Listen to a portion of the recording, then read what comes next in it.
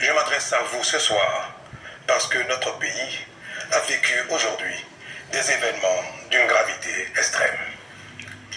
En effet, un groupuscule de soldats, sous prétexte de revendications fallacieuses, a entrepris une mutinerie à l'effet de s'attaquer aux institutions de la République et de déstabiliser notre nation en remettant ainsi en cause l'ordre démocratique. Une telle entreprise aurait eu pour conséquence de plonger notre pays dans une aventure sans lendemain, aux conséquences désastreuses.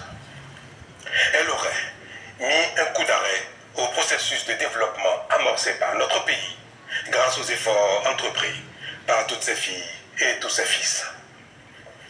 En pareille circonstance, le devoir républicain m'impose, en ma qualité de président de la République, chef suprême des armées et garant de la stabilité du pays, de prendre les mesures appropriées pour faire échec à l'œuvre des aventuriers désireux de nous faire retourner dans un passé de triste mémoire.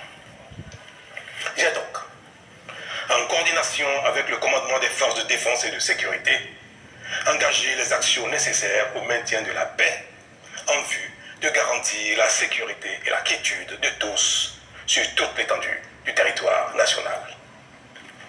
Je voudrais ici saluer le sens du devoir de notre armée et de ses responsables qui sont restés républicains et loyaux à la patrie. Avec eux, nous avons fait front, repris des positions jusqu'à nettoyer les dernières poches de résistance des mutins. Cet engagement et cette mobilisation nous ont permis de faire échec à ces aventuriers et d'éviter le pire à notre pays. Cette forfaiture ne restera pas impunie. C'est le lieu pour moi de féliciter nos forces de défense et de sécurité dans leur ensemble pour leur sens du devoir. Je voudrais, par la même occasion, avoir une pensée pour les victimes de cette aventure insensée, de même que pour les personnes encore retenues par les mutins en fuite.